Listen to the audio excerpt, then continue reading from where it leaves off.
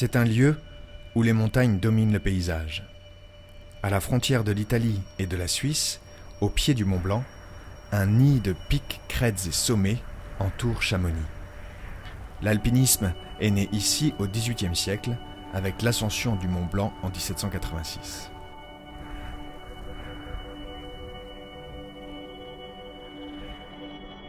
Loisir réservé à l'aristocratie, la montagne va, grâce à un livre paru au milieu du XXe siècle, devenir une passion accessible à tous. Ce livre, premier de cordée, récit initiatique, se déroule à Chamonix et a pour héros un jeune guide, privé de sa passion par un vertige chronique. Son auteur, écrivain aventurier, c'est Roger Frison-Roche.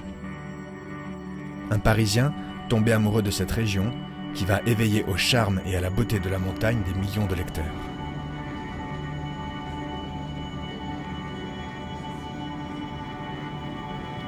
Partir à la rencontre de Roger Frison-Roche, c'est avant tout s'engager dans des chemins sinueux et escarpés. C'est enfoncer ses crampons dans les glaces d'été. Mais c'est aussi découvrir Chamonix, la rudesse et la franchise de ses habitants.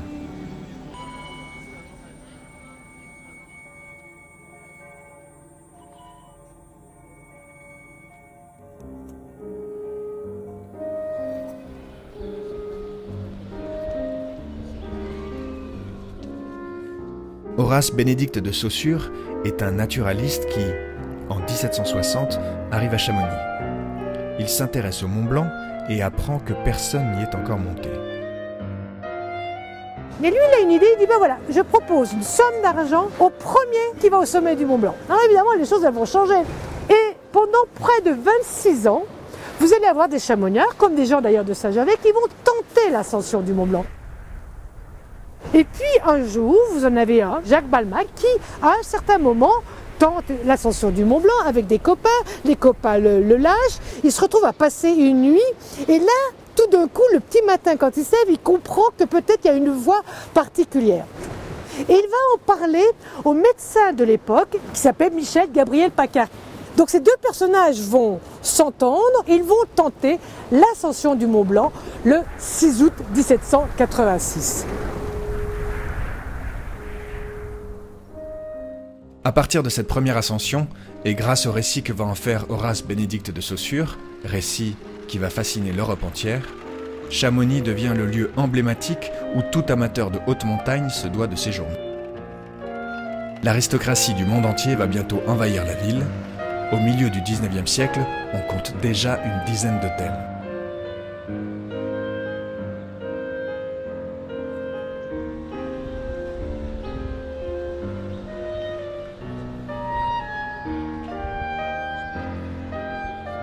Juste derrière moi, en fait, vous avez une façade assez étonnante, puisque c'est actuellement l'hôtel de ville, mais avant d'être l'hôtel de ville, ce bâtiment était un hôtel qui a été construit en 1857. Donc vous voyez, au milieu du 19e siècle, à l'époque, on n'est pas encore français, nous sommes partis du royaume de Piémont-Sardaigne. C'est un bâtiment important, assez conséquent en termes de volume, et à l'époque, on se devait de construire un petit peu dans le style que l'on trouvait à Turin. C'était une manière de bien montrer que l'on était parti de ce royaume. Et donc on parle d'un style néoclassique piémontais. Juste à côté de la mairie se trouve le bureau des guides. Créé en 1821, c'est la plus ancienne compagnie des guides au monde. 100 ans plus tard, Roger Frison-Roche arrive à Chamonix. Issu d'une famille originaire du Beaufortin tout proche, il est né à Paris où sa famille tient une brasserie. Il va très vite s'intégrer au petit monde des guides de haute montagne de Chamonix. Frison-Roche va être le premier non-chamonniard à y être accepté comme guide en 1930. Ce bureau est le point de ralliement des héros de premier de cordée. C'est le lieu où les guides apprennent, au début du livre, la mort accidentelle du père du héros, foudroyé en essayant de sauver son client. dans les années 70, on aménage ce bâtiment qui est l'ancien prieuré de Chamonix, qui, dans son aspect actuel, est un bâtiment du XVIIIe siècle. Et on y met à l'intérieur le bureau de la compagnie des guides, où effectivement les clients pouvaient découvrir leurs guides, pouvaient se rassembler avec eux, décider de leurs courses, et où les guides pouvaient évidemment discuter entre eux de leurs projets de montagne, d'alpinisme, etc. Donc c'est un lieu qui est devenu un peu mythique, chargé d'histoire. Et Frizon-Roche sera un de ses membres actifs dans la période où il va pratiquer l'alpinisme au sein de la compagnie des guides. Au centre de la ville, une fresque retrace l'histoire de cette compagnie. De Marie Paradis, première femme à atteindre le sommet du Mont Blanc, à Rébuffa, premier alpiniste au sommet de l'Annapurna, en passant bien sûr par Roger Frizon-Roche, les mythes d'une ville sont rassemblés.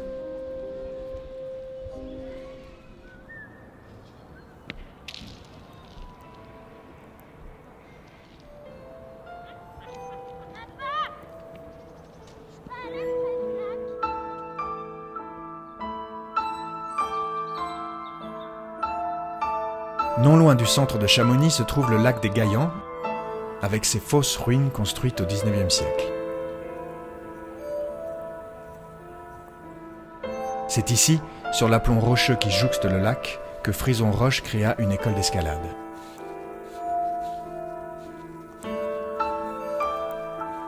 Aujourd'hui encore, les jeunes alpinistes s'y entraînent. Premier de Cordée a fait découvrir à la France l'alpinisme et il a fait exploser le tourisme d'altitude après la guerre. Des milliers de nouveaux adeptes accourent à Chamonix pour se former à l'escalade, augmentant le nombre de guides à partir de 1950. La nécessité d'une école se fait donc vite sentir.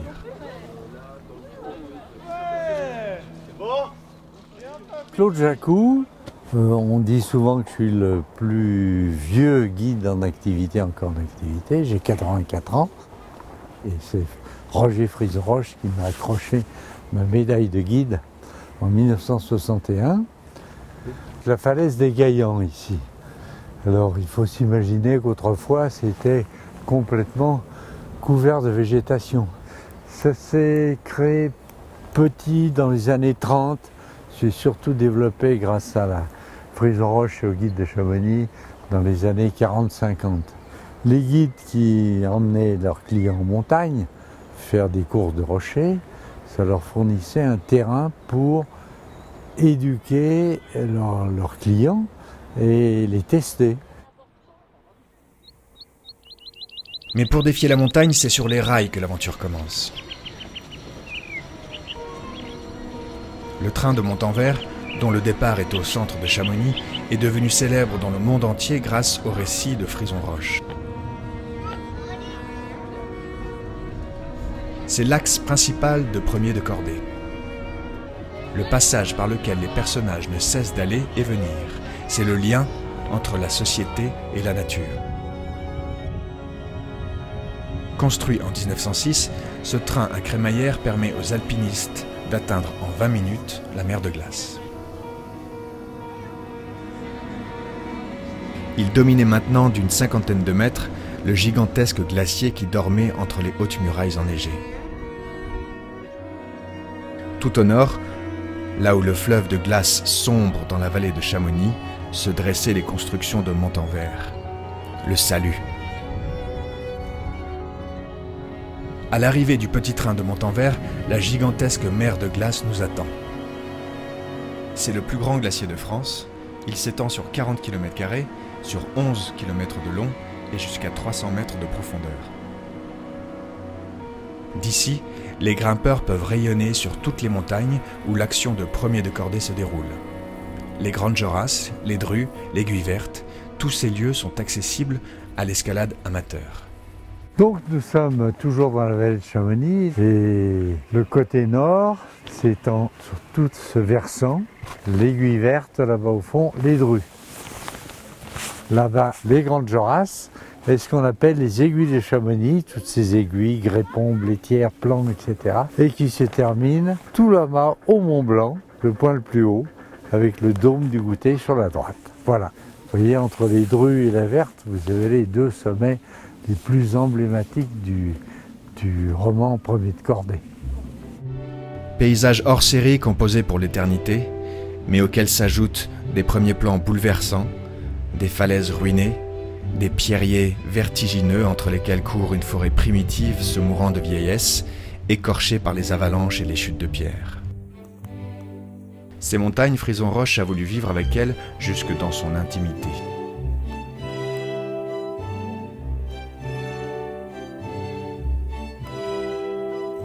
En 1958, il construit le premier chalet avec façade entièrement vitrée.